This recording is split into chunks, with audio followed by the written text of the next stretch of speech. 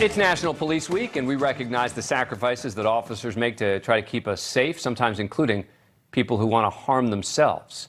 We're on scene tonight with police in Dekalb, Illinois, and before we get to the body cam video, I want to play a chilling 911 call from a man threatening his girlfriend. If she doesn't leave, I'm going to kill her. Okay, can we get you guys separated? If any cop comes in here, I'm going to point my weapon at him and wait for him to shoot me. You're going to do what? I'm going to attack any officer that comes in here. At the same time, the suspect's girlfriend called 911 and locked herself in a bathroom, saying the man was carrying a sword, had cut his wrists, and had taken pills. He's on the phone with you guys right now saying he's about to kill me. I want you to go out a window. I want you to get out of the house. The officer is coming to you now, and you are not safe in that house. Get out of the house. Don't go by him. Don't go past him. Go out a window. As officers arrived, they were aware that the suspect, 33-year-old Christopher Kramer, had been combative with police in the past. The first officer on scene helped the woman through a gate and away from danger. Police set up a perimeter, and a critical incident team officer tried to talk to Kramer. Hey, Chris, can we at least meet halfway? Can you at least open the door? Like I said, I just want to be able to hear you, and we can't hear you. We'll be here as long as we need to make sure you're okay. Police learned that Kramer had hit the woman and they had probable cause to arrest him, but officers kept their distance from the home to avoid escalating the situation. At one point, Kramer sent a text to his girlfriend saying, quote, "You killed me. I hope you enjoy watching." Then he started live streaming on Facebook, opened the front door, and started talking to the crisis intervention officer. The police department synced up the Facebook video with audio from the officer's body cam. Shall we talk or what? No. Why not, man? How long are we going to do this?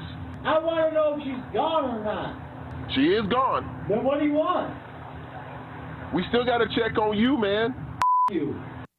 Officers were hopeful since Kramer finally started talking. But then, 40 minutes after the first officer arrived, Kramer walked out of the home holding the sword.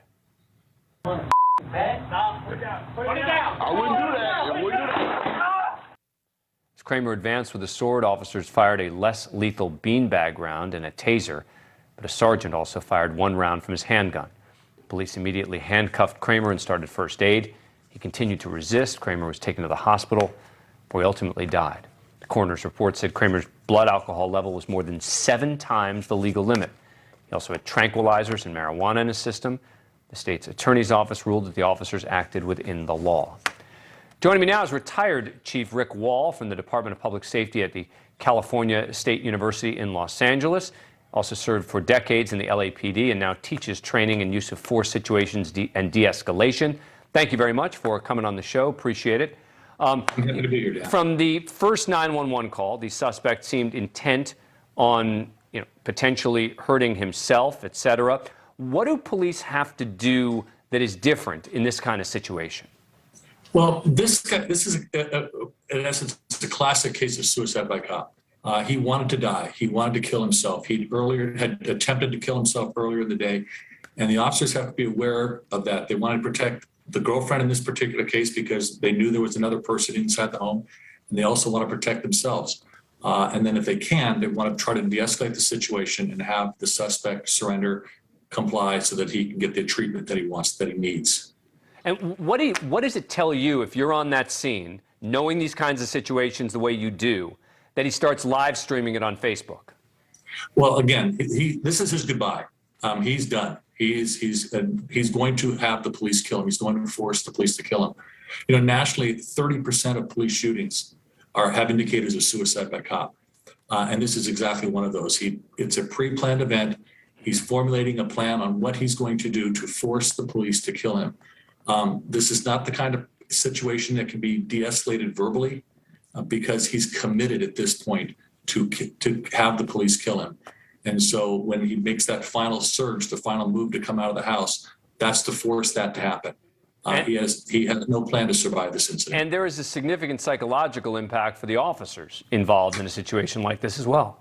Absolutely. I've argued for many years that police officers are very moral people. And if we have to take a life, it's because we were forced to take a life. And especially in these suicide by cop incidents, like the one you showed last week in San Diego where the suspect had a BB gun and feigned that weapon.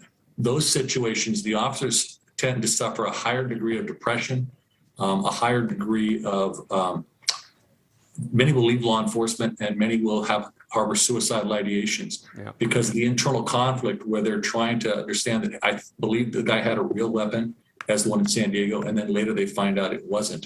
And so there's an internal conflict. The rational mind is saying, you had to do it. The suspect had a gun, but their emotional mind is saying, maybe I could have done something different. And that is something I don't think people talk about enough in these sorts of situations. Chief Rick Wall, thank you so much for taking the time. We really appreciate it. Thank you for watching. Click the red subscribe button below so you can get more of NewsNation's fact-driven, unbiased coverage.